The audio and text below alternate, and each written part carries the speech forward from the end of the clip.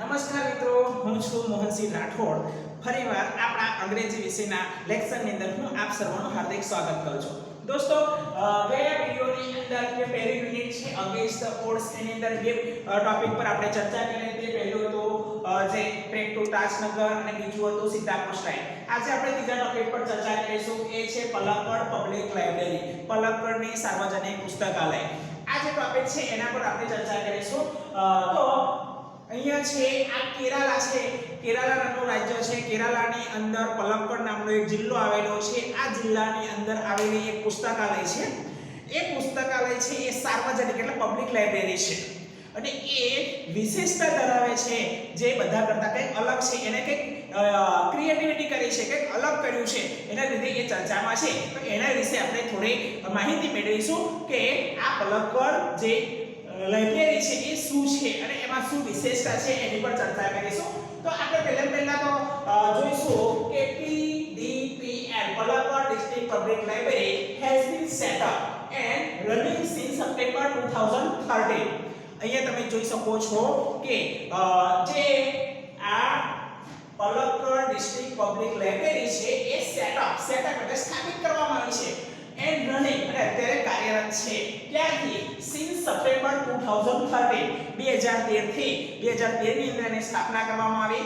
September 2013 માં સ્થાપના કરવામાં આવી અને ત્યારથી અત્યારે એ કાર્યરત છે. અને એ કેવી લાઇબ્રેરી છે? મોડર્ન લાઇબ્રેરી છે. એ આધુનિક મોડર્ન લાઇબ્રેરી છે ને આધુનિક પુસ્તકાલય છે. આ શું છે? સેન્ટર છે. It's a centre. આજે પબ્લિક લાઇબ્રેરી છે એ સેન્ટર છે. સેન્ટર એટલે કેન્દ્ર છે. શેનું કેન્દ્ર છે? તો a center for information, a center for information, knowledge, wisdom, cultural activities, research and references. એટલે કે આ જે પલક્કડની જે પબ્લિક લાઇબ્રેરી છે એ સેન્ટર છે. સેન્ટર એટલે કેન્દ્ર for શેના માટેનું? ઇન્ફોર્મેશન એટલે માહિતી, નોલેજ એટલે જ્ઞાન, wisdom એટલે ડહાપણ, કલ્ચરલ એક્ટિવિટીઝ એટલે સાંસ્કૃતિક પ્રવૃત્તિ, રિસર્ચ એટલે સંશોધન અને રેફરન્સીસ સંદર્ભો. તો આ બધી બાબતો માટેનું કેન્દ્ર એ આ લાઇબ્રેરી બની છે. હવે આની વિશેષતા શું છે? સ્પેશિયાલિટી શું છે? ખાસિયત શું છે? તો a third of its 1000 member are women. તો a third of its 1000 member are women. અહીંયા જે જોઈ શકો છો કે આ જે પબ્લિક લાઇબ્રેરી છે એના જે સભ્યો છે, મેમ્બર્સ છે, એ મેમ્બરની અંદર ત્રીજા ભાગના જે મેમ્બર્સ છે એ મહિલાઓ છે. અને launch of woman unit in February 2004 2014 ની અંદર આ જે પુસ્તકાલય છે એની અંદર એક મહિલાઓ માટેનો અલગ યુનિટ, એક અલગ ડિપાર્ટમેન્ટ એ ઊભો કરવામાં આવ્યો હતો. પબ્લિક યુનિટ બની એટલે કે એક એમનો અલગ મંડળ બનાવવામાં આવ્યું અથવા એમનો એક આખો યુનિટ અલગ બનાવવામાં આવ્યો. આ યુનિટ કરતું તો શું? તો અહીંયા છે the unit got together, the unit એટલે યુનિટી એટલે એક મંડળ છે એ got together, got એટલે ભેગું થતું હતું, together એટલે ભેગું થતું હતું, to discuss એટલે ચર્ચા કરવા માટે methods of empowering women. આ મહિલાઓ છે જે સ્ત્રીઓ છે એ સ્ત્રીઓને કેવી રીતે સશક્તિકરણ કરવું, એમને માં વધારે એ પાવરફુલ કઈ રીતે બને, એ સ્વનિર્ભર કઈ રીતે બને, એ માટેની કયા મેથડ્સ એટલે એની રીત કઈ રીતે નવી પુસ્તક કઈ રીતે આપણે બને અથવા કેવી રીતે એ લોકો આગળ આવે એ માટેની પદ્ધતિઓ વિચારવા માટે આ યુનિટ ટુગેધર ભેગું થયું હતું.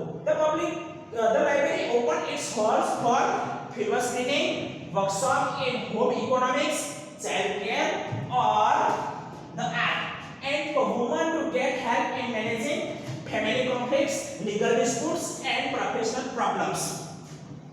હવે આ જે લાઇબ્રેરી છે, જે પુસ્તકાલય છે, એ પુસ્તકાલયની અંદર જે અલગ હોલ્સ એટલે અલગ વિભાગો તૈયાર કરવામાં આવ્યા અથવા અલગ જે રૂમ્સ છે, અલગ વિભાગ પાડવામાં આવ્યા, અલગ રૂમ બનાવવામાં આવ્યા. The library opened its halls એટલે અલગ ખંડ બનાવવામાં for શા માટે? Film screening. કોઈ જગ્યાએ એવું છે કે ત્યાં થિયેટર હોય અને એમાં જે અલગ જાતની ચર્ચાઓ અથવા ફિલ્મ બતાવી શકે એવું એક થિયેટર બનાવવામાં આવ્યું. Workshops in home economics home economics, home એટલે ઘર, ઇકોનોમિક્સ એટલે પોતાના ઘરની અંદર અર્થતંત્ર કઈ રીતે ચલાવવું, પોતાના ઘરની અંદર ખર્ચાઓ થાય કઈ રીતે એના માટેના વર્કશોપ, એના રિલેટેડ જે બચત કેવી રીતે કરવી, રોજગારી કેવી રીતે મેળવવી, ઘરની અંદર આવતા ખર્ચા કેવી રીતે પૂરા પાડવા, આના રિલેટેડ વર્કશોપ એટલે ચર્ચાઓ કરવા માટે જે પ્લાનિંગ કરી શકાય એ માટેની બેઠક રૂમો બનાવવામાં આવે. ચાઇલ્ડ કેર એટલે બાળકો, પોતાના બાળકોનો કઈ રીતે ઉછેર કરવો, એને કેવી રીતે સંભાળ રાખવી, એના રિલેટેડ ચર્ચા કરવા. ધ આર્ટ કળા શીખવા માટે, and for woman to get help in managing family conflict.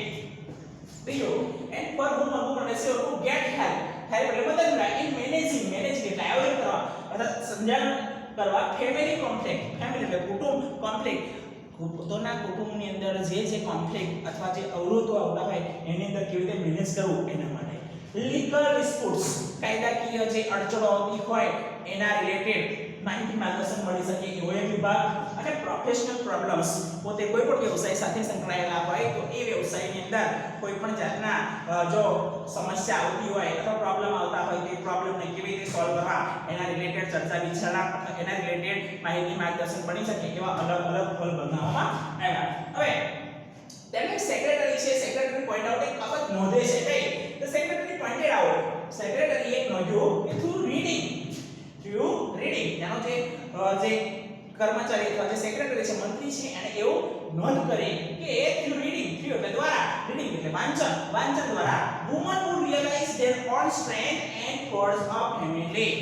એટલે સેક્રેટરીના મગજની અંદર આઈડિયા આવ્યો કે જો આ મહિલાઓ છે એ મહિલાઓ વાંચન કરે તો વાંચનના લીધે એમનો જે મેન્ટલ ડેવલપમેન્ટ છે, માનસિક વિકાસ થાય છે, એ માનસિક વિકાસ થાય અને એ લોકો સમજણ આવે કેવી પરિસ્થિતિમાંથી કેવી નિર્માણ કરવું એના રિલેટેડ સમજૂતી આવે. એ લોકો ફોર્સ ઓફ યુનિટી એટલે એક લોકો એકતા બનાવી શકે એ માટેની એને જોયું. પહેલા શું હતું કે ઓલ્ડર ડેઝ એટલે જૂના જમાનાની અંદર શું પહેલાના સમયમાં તો only male readers using in olden days એટલે પુરાતન સમયની અંદર વર્ષો લાઇબ્રેરી ની અંદર આ વુમન યુનિટ બનાવ્યો એ પહેલા ફક્ત પુરુષો જ વાંચન માટે આવતા હતા. Woman who realize their own strength only male readers using in olden days જૂના સમયની અંદર ફક્ત પુરુષો જ પુસ્તકાલયનો ઉપયોગ કરતો હતો. The unit discussed એટલે આ જે યુનિટ છે મહિલાઓનો જે યુનિટ બન્યું એને ડિસ્કસ કરી and formulated plans on opening separate reading rooms for women. એટલે આ જે મહિલાઓનું યુનિટ બન્યું એ યુનિટે વિચાર્યું કે પુરુષો છે એ પુરુષો એકલા જ વાંચવા માટે આવે છે, મહિલાઓ આવતી નથી. કારણ કે પુરુષો અને મહિલાઓ ભેગા થાય બરાબર છે ત્યાં આગળ વાંચવામાં ડિસ્ટર્બ પડે, એના કરતાં મહિલાઓ માટે અલગ યુનિટ બનાવવામાં આવે બહુ સારું પરિણામ આવે. એટલે એ લોકોએ શું કર્યું કે separate reading rooms for women એટલે કે મહિલાઓ અલગ પોતાની રીતે રીડિંગ કરી શકે એ માટે સેપરેટ રૂમ બનાવવા માટેનો વિચાર. આગળ public district public library stands. હવે આ જે પબ્લિક લાઇબ્રેરી છે એ પબ્લિક લાઇબ્રેરી છે એ શું કે સ્ટેન્ડ્સ એટલે ઊભી છે ટોલ એઝ અ બેકન એટલે પ્રેરણા સ્ત્રોત to encourage women's empowerment through classes. આ જે પબ્લિક લાઇબ્રેરી છે એ અત્યારે ઘણા બધા વ્યક્તિ માટે પ્રેરણા સ્ત્રોત બન્યો છે એટલે બીજા માટે પ્રેરણા લઈ શકાય એવી એક સેન્ટર બન્યું છે. કેવા બધા તો તમે જોઈ શકો છો કે એન્કરેજ હિંમત આપે વુમન્સ એમ્પાવરમેન્ટ મહિલાઓનો જે શક્તિ રહેલી છે એ થ્રુ કઈ રીતે તો થ્રુ ક્લાસીસ અલગ અલગ ક્લાસીસ અને અંદર એ લોકો વર્કશોપ કે ક્લાસીસનું આયોજન કરી અને એમની જે સ્ટ્રેન્થ શક્તિ છે એના રિલેટેડ સમજાવે. ક્લબ્સ અલગ અલગ જગ્યાએ ક્લાસીસ ચાલુ કર્યા, ક્લબ્સ કેટલા સંગઠનો ચાલુ કર્યા, વર્કશોપનું આયોજન કરે એન્ડ રીડિંગ રૂમ્સ અને રીડિંગ માટે વાંચન માટે ના રૂમ બનાવવામાં આવ્યા. એટલે કે મહિલાઓ વાંચન કરતી થાય, એમનામાં એમ્પાવર આવે, એમનામાં સશક્તિકરણ થાય, એ પણ પુરુષ સમોવડે અને કેપેબલ બને એ માટે અલગ અલગ રૂમ્સ એટલે કે અલગ અલગ સિસ્ટમ અલગ અલગ મેથડથી એમને વાંચન તરફ ફેરવા માટેનો પ્રયત્ન કર્યો અને એમની શક્તિ વધારવા માટે આ જે લાઇબ્રેરી છે એને ત્યાં આગળ રીડિંગ રૂમ વર્કશોપ ક્લબ્સ તો ક્લાસીસના માધ્યમથી મહિલાઓ વાંચન તરફ અને એમનામાં જ્ઞાનનો વધારો થાય એ દિશામાં પ્રયત્ન કરવામાં આવ્યો. તો આ જે ટોપિક છે એ કેરાલાની અંદર આવેલી પબ્લિક ડિસ્ટ્રિક્ટ લાઇબ્રેરી વિશે વાત કરવામાં આવી છે. એની અંદર ક્યારે સ્થાપવામાં આવી? તો સપ્ટેમ્બર 2013 એ ત્યારથી કાર્યરત છે. પરીક્ષામાં પ્રશ્ન પૂછાઈ શકે કે ક્યારે when did the Malappuram district library public library established? ક્યારે અથવા સેટઅપ ક્યારે બનાવવામાં આવી? તો ક્યારે? તો since સપ્ટેમ્બર 2013. એ કેવી લાઇબ્રેરી છે? મોડર્ન લાઇબ્રેરી છે. એક સેન્ટર છે. what is the center for? શેના માટેનું સેન્ટર છે? તો information, knowledge, wisdom, cultural activities, research and references. what is the specialty? એની વિશેષતા શું છે? તો the third of its 1000 members are women. કારણ કે આ જે પુસ્તકાલય છે એમાં ત્રીજા ભાગના જે સભ્યો છે એમાં ત્રીજા ભાગની મહિલાઓ છે. Launch of woman unit in February 2014 ની અંદર આ એક મહિલાઓ માટે અલગ યુનિટ બનાવવામાં આવ્યું. બરાબર છે. અને આ યુનિટ શું કરતું હતું? શા માટે ભેગું થતું હતું? તો unit got together to discuss method of empowering women. મહિલાઓનું સશક્તિકરણ કેવી થાય, એ કેવી રીતે સક્ષમ બને એ દિશામાં નવી નવા મેથડ્સ પદ્ધતિઓ ના વિશે ચર્ચા કરવા માટે ભેગું થતું હતું. આગળ આ લાઇબ્રેરી છે એને અલગ અલગ પોતાના રૂમ્સ તૈયાર કર્યા. શા માટે? તો ફિલ્મ સ્ક્રીનિંગ માટે, વર્કશોપ માટે, ચાઇલ્ડ કેર માટે, આર્ટ માટે અને ફેમિલી કોન્ટેક્ટ એટલે પોતાના ઘરના પ્રશ્નોમાં કેવી રીતે એને મદદ થઈ શકે, એ ઉપરાંત પ્રોફેશનલ પ્રોબ્લેમ પોતાના વ્યવસાયની અંદર આવતા પ્રશ્નોને કેવી રીતે મેનેજ કરે એ માટે અલગ અલગ માહિતી માર્ગદર્શન બની જાય એવા અલગ અલગ કોર્સ તૈયાર કરવામાં આવ્યા. સેક્રેટરી એક બાબતની નોંધ લીધી કે મહિલાઓ છે એ ઘરે બેસી અને they spended their time on watching TV always. આખો દિવસ એ ટીવી જોવામાં સમય પસાર કરે છે. જો એ ટીવી ની જગ્યાએ એ લોકો વાંચન પાછળ સમય ફેરવે અથવા વાંચન માટે જો સમય પસાર કરે તો એ લોકોમાં પોતાની strength realise their own strength realise એટલે અહેસાસ કરે છે કે ઓન સ્ટ્રેન્થ પોતાની કેટલીક સક્ષમતા છે એ પોતે અહેસાસ કરી શકે અને એ યુનિટી થાય એટલે કે ફર્સ્ટ યુનિટી બનાવી અને એ આગળ વધી શકે એવું માટે. વર્ષો પહેલા તમે જોયું કે ત્યાં આગળ જૂના જમાનાની અંદર માત્ર પુરુષો જ પુસ્તકાલયનો ઉપયોગ કરતા હતા. બરાબર છે.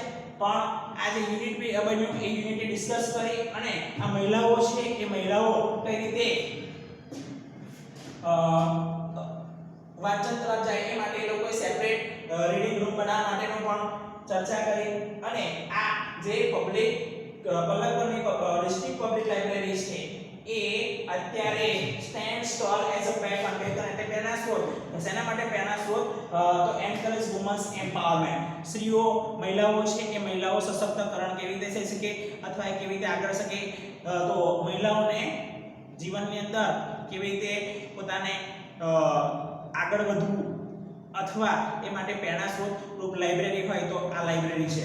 તો આ લેસન છે. આ લેસનની અંદરથી આપણને એક શોર્ટ નોટ પણ પૂછાઈ શકે છે. બીજું ફકરા પરથી પ્રશ્ન પણ પૂછાઈ શકે છે. ત્રીજું શબ્દ આપેલા હોય શબ્દની મદદથી આપણે વાક્ય બનાવવાનું એ પણ પૂછી શકે અને ખરા ખોટા પણ પૂછાઈ શકે છે. તો આ રીતે તમે આની અંદરથી અભ્યાસ કરી શકો છો.